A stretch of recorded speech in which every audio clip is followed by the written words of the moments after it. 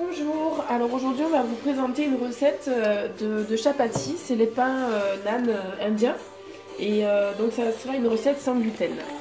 J'ai besoin en fait de 200 grammes de farine de riz blanc bio.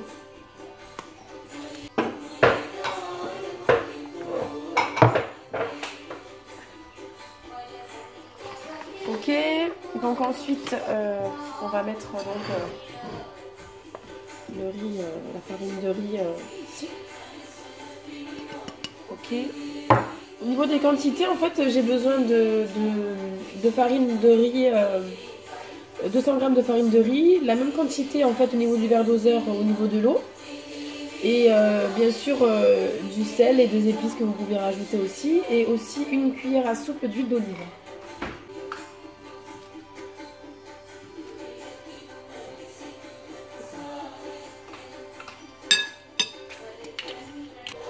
Là, je suis en train de faire chauffer la quantité qui correspond au niveau du verre doseur à 200 g d'eau.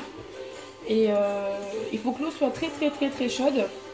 Ça permet en fait au niveau des chapatis de mieux gonfler et de pas sécher, surtout quand vous les conservez pour le lendemain.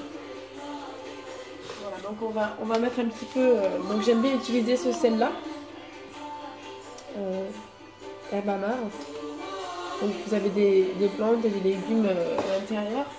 Et celui-là aussi, c'est une autre version avec d'autres légumes et d'autres herbes. Voilà, comme ça vous avez un petit mélange en fait de plantes.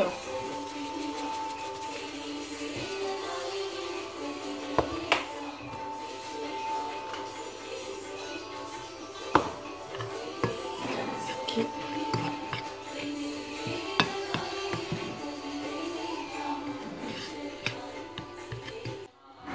Donc pendant ce temps-là, je voulais vous montrer pendant que l'eau elle chauffe. Donc j'ai épluché, on va prendre un bout comme ça aussi pour éplucher celui-là. Je vais faire une petite sauce en fait que vous allez pouvoir placer sur les chapatis.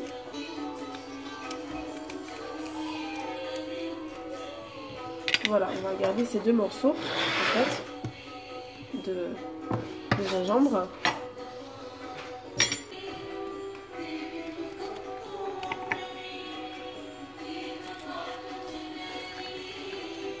Bon.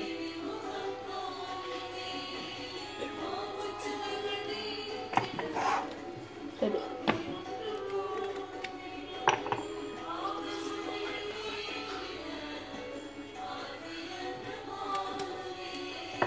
Ok.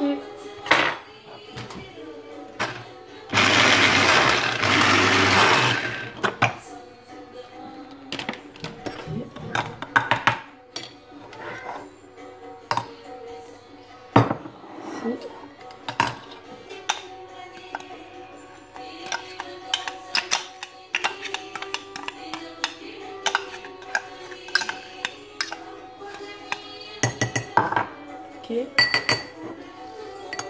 on va prendre du miel. On va ajouter une bonne cuillère de miel, comme ça.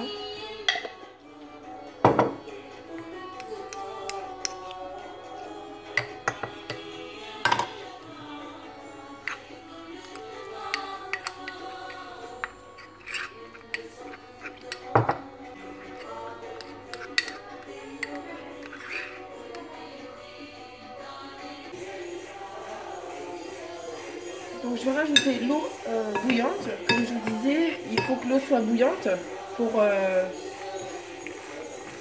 que les chapatis soient restent mous et ne sèchent pas, pour pouvoir les garder le lendemain.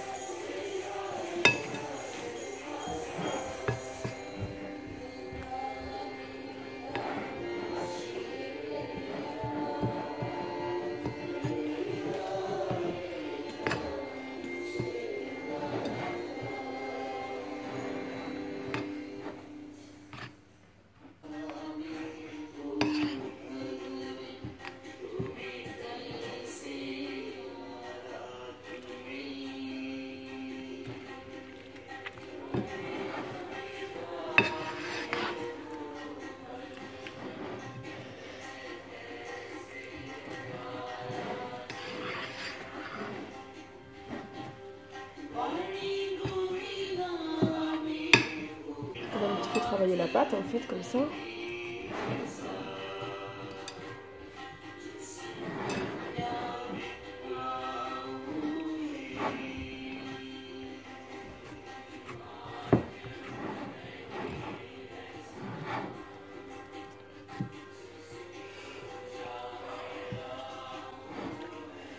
Oui. J'ai ma petite Maëlys qui est avec moi, c'est elle qui tient la caméra. C'est elle qui me filme. En fait, on a fait des chapatis dans la journée parce qu'on a eu la visite de notre grande cousine qui vient du Nord. Et on a fait de superbes chapatis. Et puis, on s'est dit, on va en refaire pour vous montrer, faire une belle petite vidéo. Et en fait, on aurait mieux fait de la faire au début, en fait. Hein. Ouais. Comme ça. Mais c'est pas grave, regarde. Là, on est en train de la rattraper. La pâte, elle est superbe. Elle va être super belle. Ok, donc on prend un petit petite boule de pâte comme ça. Là, vous la roulez bien dans la boule.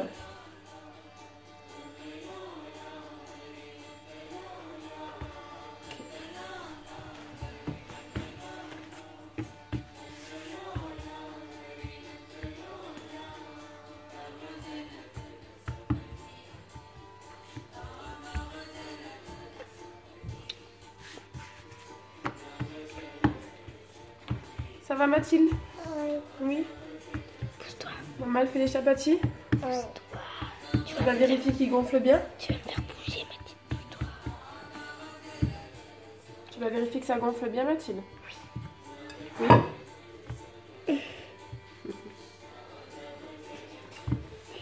Voilà, c'est vraiment juste pour un petit peu aplatir, pour pas avoir la trace des doigts et que ce soit uniforme en fait de partout. Ok, donc Maëlys, tu vas me suivre. On va la mettre dans la poêle. Voilà. Tu restes là. Alors le petit conseil, ça va être en fait de ne pas la laisser trop longtemps d'un côté. Le mieux c'est vraiment de la tourner assez rapidement. De même pas la laisser une minute en fait pour permettre en fait qu'elle puisse se gonfler assez facilement. Ah, elle gonfle. Oui, superbe. Magnifique. Voilà, là on a une belle chapatière.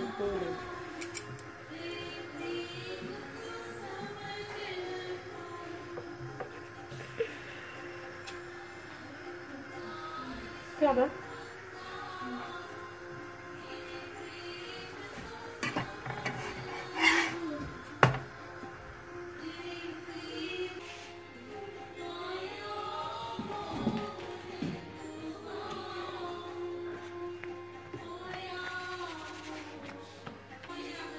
Donc on ne la laisse pas trop longtemps pour ne pas qu'elle sèche. Et on va la retourner.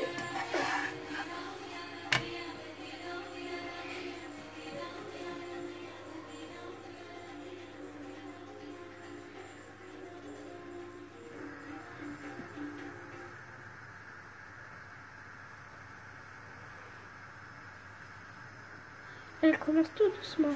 Ça gonfle? Oui. Elle a dégonflé, ça marche.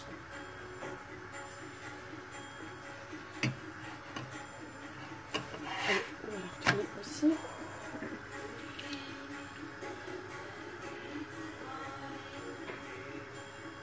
Wow. Celle-là, elle gonfle bien. Hein. Super, vous voyez? Elle gonfle. C'est super parce qu'en fait, voilà, la vapeur en fait qui est à l'intérieur, elle va en fait cuire l'intérieur de la galette.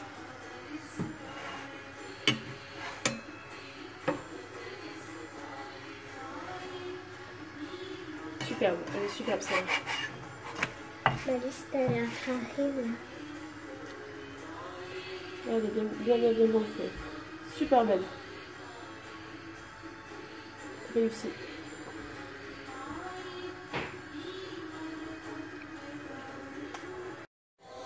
Donc voilà, nos naans indiens sans gluten sont finis.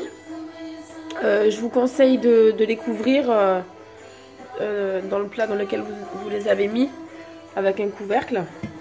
Et vous pouvez les garder quelques jours et ça accompagne en fait plein de plats en sauce. C'est super bon. Et ça reste moelleux. Donc on va vous montrer, Alice. On va vous montrer l'intérieur en fait. Tiens, on va vous montrer l'intérieur d'un.